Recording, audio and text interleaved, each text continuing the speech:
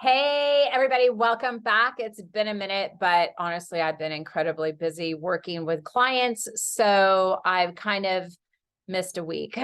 Sorry about that. Okay, so I had a comment on one of my last videos.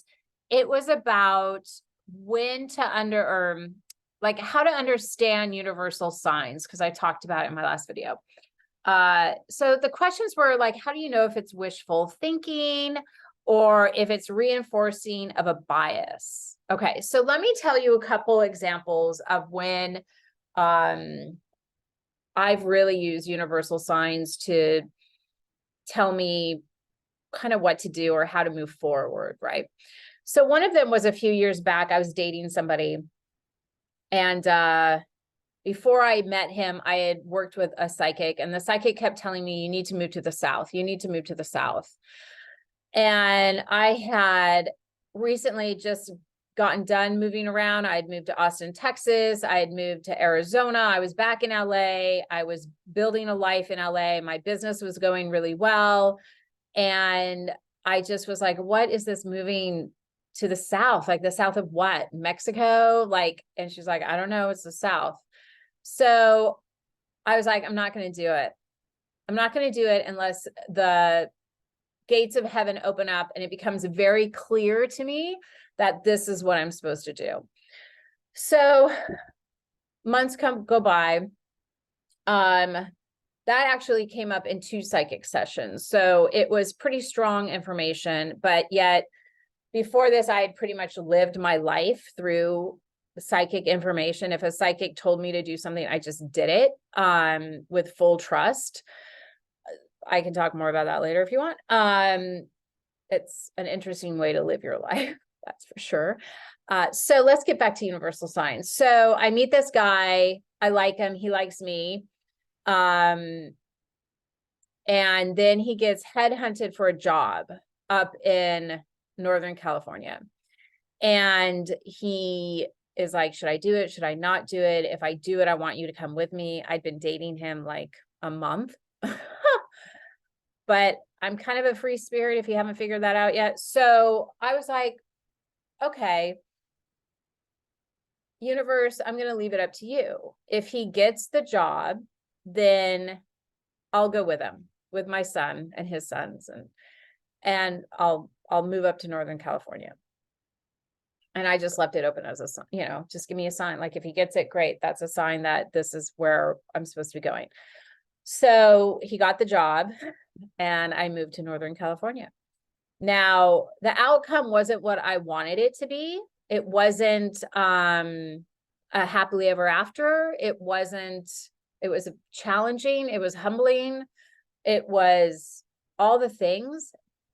But what's interesting is it did feel like the gates of heaven had opened up. I was moving to Northern California.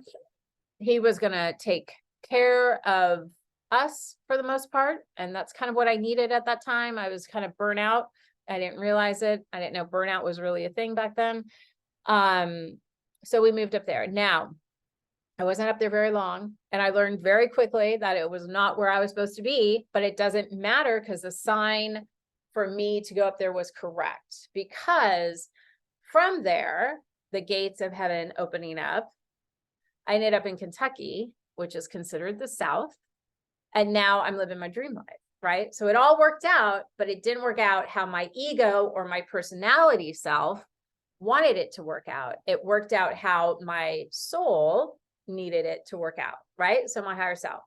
So there's an example of reading signs. Now, did I have a bias for those signs? Yeah, I mean, I wanted to go up there with him.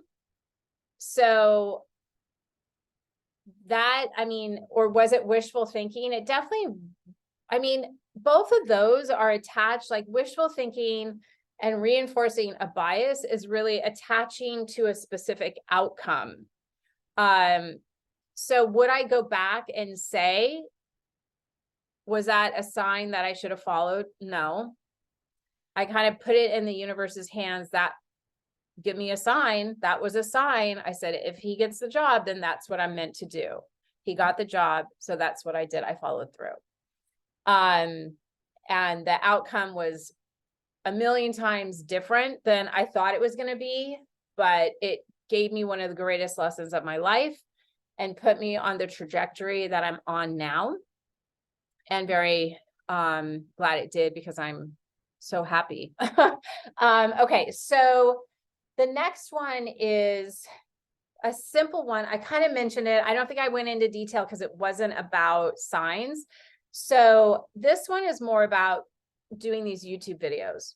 You know, YouTube, when YouTube first came out, I was like, oh my God, never, right? Like there were all these YouTube channels that were for kids, and there was a part of me that was kind of jealous of that, but at the same time I was like, oh, that's not what I'm interested in. And I didn't know YouTube was going to become what it's become. So making these videos has been fun. I'm enjoying it now. I feel freed up around it, but at the beginning I was really challenged by it, because I was really attached to an outcome of, I don't know, you know, hundreds of thousands or whatever. I don't even know, because that's not how I want to live my life.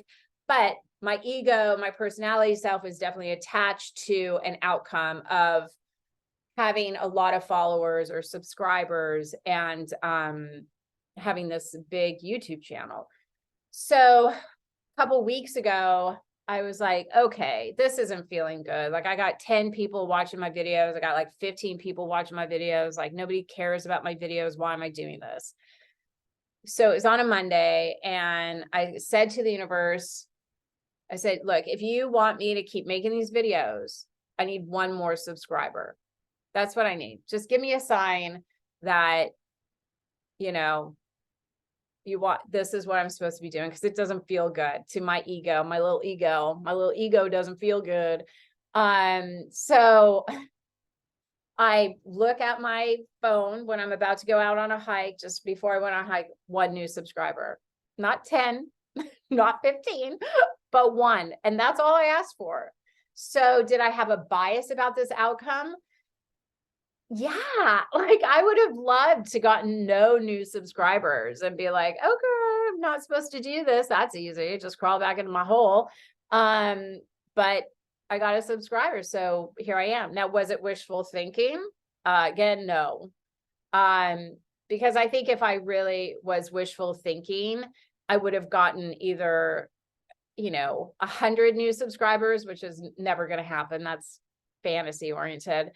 Or if I was going to reinforce my bias around it, it would have been no subscribers, because then I would have been able, like I said, to crawl into my hole. So looking for universal signs, it helps if you're very specific about what you're looking for, because then more will come to you. So I got the 1 subscriber. So I'm making videos. I need to make more. But I've also had people come up to me and talk about my videos to me, like people in Louisville, which is pretty cool. So when I hear that, I'm like, okay, I am on the right path. I might only have 10 people every time I post a video, and that's okay. And I might move to Northern California and have it be the incredible, challenging experience of my life.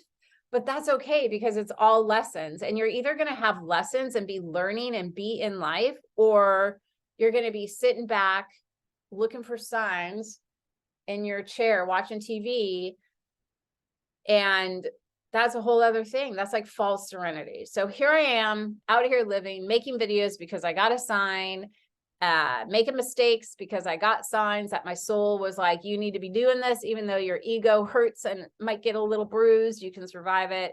I hope this helps you. If you have any questions, let me know. Please subscribe to my channel. Who knows, you might be the answer to my questioning of the universe about signs. Other than that, I will see you next time. Love you so much. Bye-bye.